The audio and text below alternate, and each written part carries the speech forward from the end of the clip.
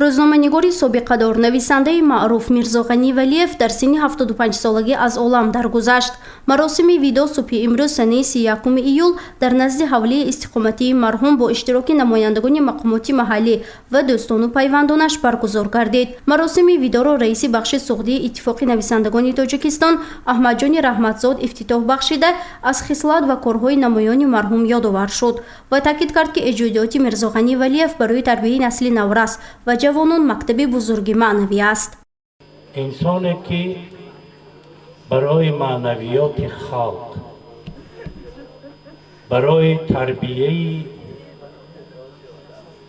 насли ҷавон, барои тарбияи мову шумо, барои тарбияи фардоиён шабҳо бо худ ва худо муноҷот кард, дардҳои дилашро, дардҳои ин халқу миллатро, дардҳои инсонҳоро рӯи коғаз овард ва барои насли оянда вогузошт. дар маросими видо бо Мирзо Ғани Валиев намояндагони мақомоти иҷроии ҳокимияти давлатии ноҳияи Бобоҷон Ғафуров, бахши суғдии иттифоқи нависандагон, шӯрои собиқадорон, кулли дӯстону шогирдон ва пайвандони марҳум иштирок намуданд.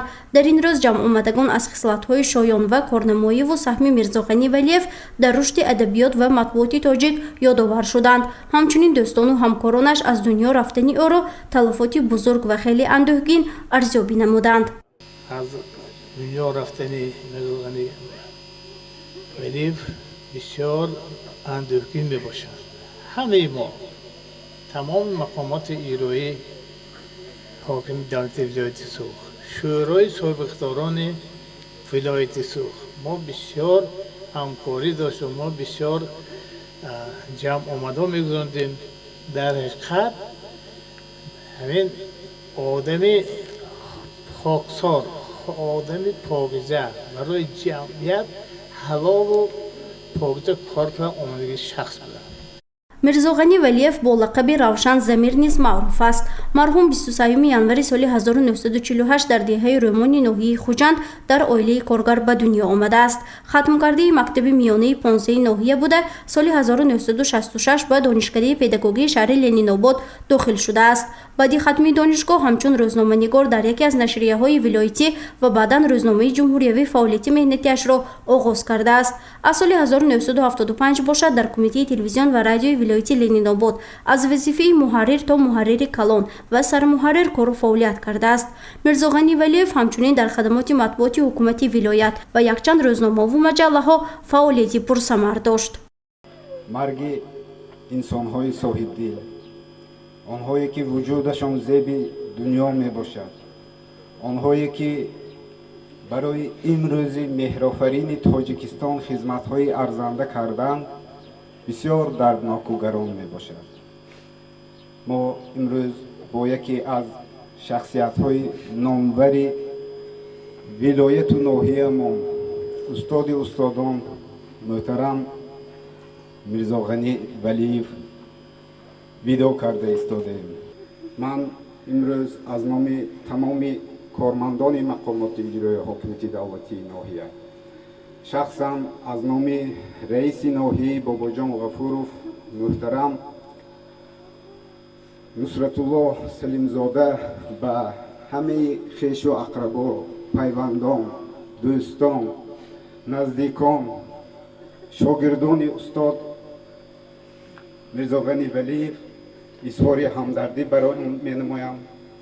алвидо устоди азиз, алвидо, алвидо. марги устод ҳамчунин талафоти бузург дар соҳаи журналистикии тоҷик аст, иброз намуд раиси иттифоқи журналистон дар вилояти Суғд Илҳоми Ҷамолиён. вай ҳангоми суханронияш аз ҳамкории хубу хотирмон бо марҳум ёдовар шуда, таъзияи масъулони созмони вилоятии иттифоқи журналистон, роҳбарияти иттифоқи журналистони Тоҷикистонро ба саъми ҳозирин расонид. журналистикаи тоҷик имрӯз яке аз чеҳраҳои бисёр боризи худро аз даст дод ва ин воқеан талафоти бисёр бузург аст барои мо, барои ҳамкорон, барои ҳамкасбон. инҷа устод дуруст қайд кардан ва дигарон низ шоистагии акои азизро дар фаъолияти меҳнатии гуногун ҷабҳаашон зикр кардан. و واقعا هم میرزا غنی ولیف برای بنده حق استودی دارن. چون این اتفاق افتاد که 42 سال مقدم من با استاد از روز نخستین فعالیت مهنتی هم در سایه ژورنالیستیک آشنا شدم و کار در یک بخش نوی تلویزیون جمهوری شروع شده بود و باید در منطقه ها نیز مخبران می داشتیم و چند نفر از ولایت همکاری میکردن با ما. انیخترش 4 نفر بودن و یکی از فعالترینشان میرزا غنی ولیف بودن و ما خیلی همکاری خوب داشتیم و عجایباتش این بود که هر خبری که همون روز پهن میشد از همون شبکه باید خبری روز میشد، یعنی که همه روز باید و این خبری روز پیدا کردن در اون دوره ها خیلی دشوار هم بود و خوشبختانه دوستان ما، همکسبان ما و از جمله میرزا غنی ولیف در این کار سهم خیلی بارز داشتن، خیلی سهم ارزنده گرفتن و چون این اتفاق افتاد که ما آشنایی ما غایبانه بود و سال 1992 وقتی که من به تلویزیون به کار آمدم ما روبرو شدیم، ما همکار شدیم. ایشان سرمایه رادیو ولایت بودن، بنده سرمایه تلویزیون و از این همکاری هایی که با هم داشتیم خیلی خاطره های خوب است. یک خصلت بسیار عجایبش هم اینجا ذکر کردن. من آدمای خاکسار خیلی زیاد دیدم، لیکن به این درجه که میرزا غنی ولیف خاکسار بودن، اینقدر هنر داشتن، اینقدر استعداد داشتن، اینقدر کار میکردن، اینقدر شهرت داشتن، لیکن با وجود این خیلی خاکسار بودن. таъкид гардид ки устод Мирзо Ғани Валиев давоми ҳаёту зиндагиаш аз худ эҷодиёти бойро ба мерос гузоштааст. Имрӯзиён аз эҷодиёти ӯ баҳраваранд, аз навиштаҳои устод баҳра мегиранду илм меомӯзанд. Аз ин хотир номи устод дар дилу дидии шогирдон ва дӯстону ҳамкоронаш абадӣ зинда аст. Чун дар урфият мегӯянд соҳиби қалам намемирад. устод дар байни мардум, дар байни аҳли қалам,